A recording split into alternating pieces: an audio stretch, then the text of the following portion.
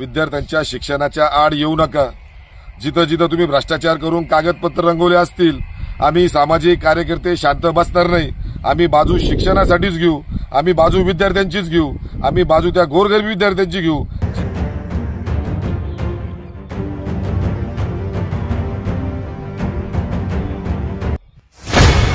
शिंदे साहेब म्हणे 8 दिवसात काम आम्ही पूर्ण करून देऊ म्हणे। जर हे 8 दिवसाच्या आत काम पूर्ण नाही झालं तर ही जे शाळेतले जे विद्यार्थी, या विद्यार्थ्यांना आम्ही घेऊन एज्युकेशन खात्याचं ऑफिस आहे ना, तिथं शाळा भरवल्याशिवाय आम्ही राहणार नाही।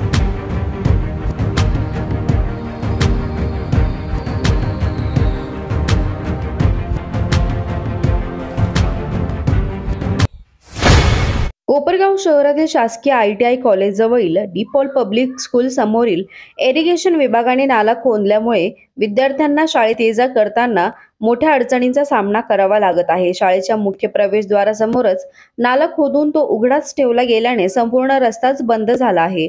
यामुळे विद्यार्थ्यांसह पालकांना आणि शिक्षकांना मोठ्या गैरसोयीला सामोरे जावे लागत आहे।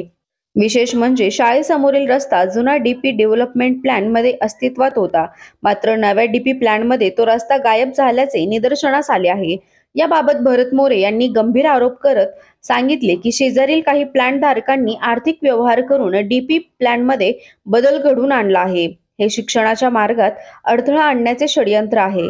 या प्रकरणावर संतप्त प्रतिक्रिया व्यक्त करत अनिल गायकवाड म्हणाले, जर 8 दिवसाच्या आत हे काम पूर्ण झाले नाही आणि मार्ग मोकळा केला नाही तर आम्ही इरिगेशन विभागाच्या कार्यालयाबाहेर तीव्र आंदोलन छेडू। तसेच सामाजिक कार्यकर्त्यांनीही प्रशासनाचा तीव्र शब्दात निषेध करत स्पष्ट केले की विद्यार्थ्यांच्या शिक्षणात अडथळा आणला गेला तर आम्ही गप्प बसणार नाही। शाळा आणि विद्यार्थ्यांच्या शिक्षणावर जर परिणाम झाला तर आम्ही संपूर्ण ताकदीने रस्त्यावर उतरून आंदोलन छेडू। सध्या संपूर्ण प्रकारामुळे विद्यार्थी, पालक आणि शिक्षकांमध्ये तीव्र नाराजीचे वातावरण आहे। प्रशासनाने तातडीने लक्ष घालून रस्ता मोकळा करावा आणि खोदकाम तात्काळ पूर्ण करून मार्ग सुरळीत करावा अशी मागणी सर्वत्र होत आहे।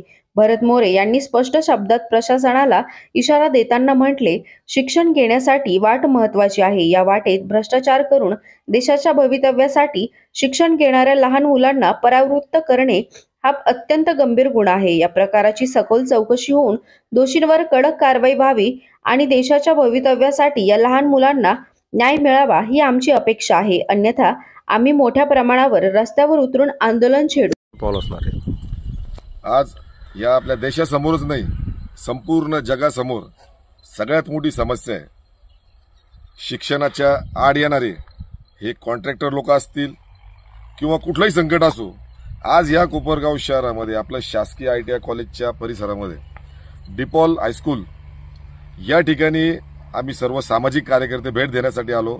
या ठिकाणी जे इरिगेशन खात्यानं या नाल्याचं काम सुरू केलंय, या परिसरामधील किंवा या स्कूलच्या शेजारी असलेले कोण जे प्लॉट धारक असतील त्यांचं नाव मला माहीत नाहीये, पण फक्त पैसे कमवण्यासाठी शिक्षणाच्या आड येणं, ज्या डीपॉल स्कूलनं खऱ्या अर्थाने जे करतात त्यांचं कौतुक झालंच पाहिजे। कोरोना काळात 2 वर्ष एकाही विद्यार्थ्याकडून त्यांनी स्कूलची फी घेतली नाही आणि आज CBSE पॅटर्न जर म्हटलं तर सगळ्यात कमी खर्चामध्ये, मी जाहिरात करत नाही, पण इथं आल्यानंतर मला ही माहिती कळाली, ही माहिती आम्ही सगळी घेतली।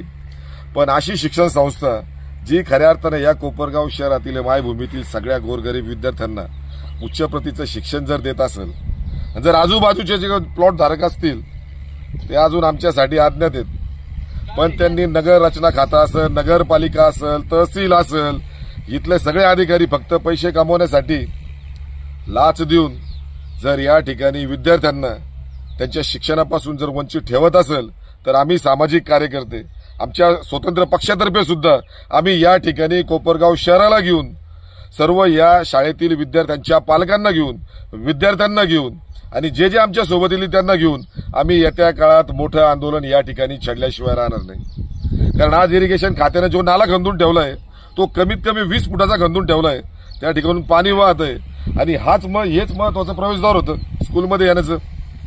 आता या ठिकाणी जेव्हा 16 तारखेला शाळा चालू होईल त्या ठिकाणी जेव्हा काही विद्यार्थी शॉर्टकट मारण्याचा प्रयत्न करतील, कारण पालक आणि हा स्टाफ सगळा शाळेचा 12 तास त्या विद्यार्थ्यांकडे लक्ष देऊ शकत नाही ना।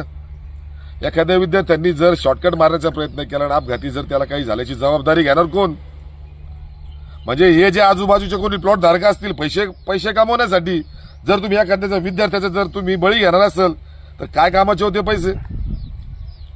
मी आव्हान देतो आणि मी पुन्हा एकदा विनंती करणार नाही, जर यामध्ये आता ही डिपॉल शाळेचे मी काही प्रिन्सिपल त्यांना सगळ्यांना भेटलो, कोण प्लॉट धारक असेल त्यांना ते जागा सुद्धा देण्यास तयार आहे. समोरील जागा त्यांनी जवळजवळ 92 लाख रुपयाला विकत घेतली. जुन्या डीपी प्लॅनमध्ये हे त्यांचं कंपाऊंड सगळं रितसर आहे, हा रस्ता त्यांचा रितसर दिसतोय. पण कोण जे प्लॉट धारक असतील त्यांनी पैसे खर्चून परत नवीन डीपी प्लॅन आणला आणि त्याच्यामध्ये हा रस्ता दाखवला. जर त्यांनी लाखो रुपये देऊन जागा स्वतंत्र त्यांनी विकत घेतली असेल ते विद्यार्थ्यांच्या रस्त्यासाठी, जर प्लॉट धारक परत ती जागा त्याच्या रस्त्याकरता जर मागत असेल तर हे चुकीचं आहे. विद्यार्थ्यांच्या शिक्षणाच्या आड येऊ नका. जिथं जिथं तुम्ही भ्रष्टाचार करून कागदपत्र रंगवले असतील, आम्ही सामाजिक कार्यकर्ते शांत बसणार नाही. आम्ही बाजू शिक्षणासाठीच घेऊ, आम्ही बाजू विद्यार्थ्यांचीच घेऊ, आम्ही बाजू त्या गोरगरीब विद्यार्थ्यांची घेऊ ज्या ठिकाणी त्यांना या शिक्षण संस्थेमधून किंवा अशा ज्या शिक्षण संस्था असतील त्यांना जर कोणी अडचण देत असेल तर आम्ही निश्चितच त्यांच्या पाठीशी उभं राहिल्याशिवाय राहणार नाही. मी निषेध व्यक्त करतो. आणि आता आमचं काम सुरू झालंय. या शाळेच्या सर्व जे नियम असतील किंवा शाळेचा जो रस्ता असेल त्यांना पाठिंबा देण्याची आता आम्ही यांना पाठिंबा जाहीर केलाय. आम्ही यांच्यासाठी लढा उभा करणार. जे जे कोणी आडवे येतील त्यांचा सगळा भ्रष्टाचार आणि त्यांचा बुरखा पाडल्याशिवाय आम्ही राहणार नाही. जय हिंद, जय महाराष्ट्र.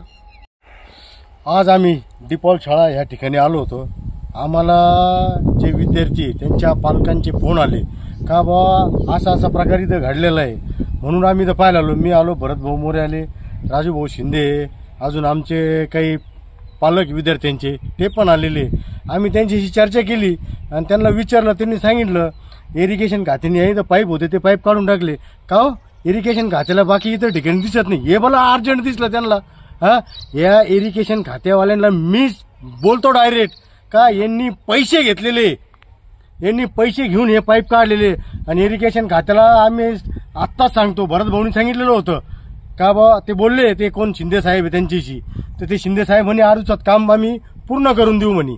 जर हे 8 दिवसाच्या आत काम पूर्ण नाही झालं तर ही जे शाळेतले जे विद्यार्थी या विद्यार्थ्यांना आम्ही घेऊन इरिगेशन खात्याचं ऑफिस आहे ना तिथं शाळा भरवल्याशिवाय आम्ही राहणार नाही. आणि इरिगेशन खात्याचं जे काय जे नुकसान होईल ना ते इरिगेशन खात्यावर राहील. एवढंच सांगतो. जय हिंद, जय महाराष्ट्र.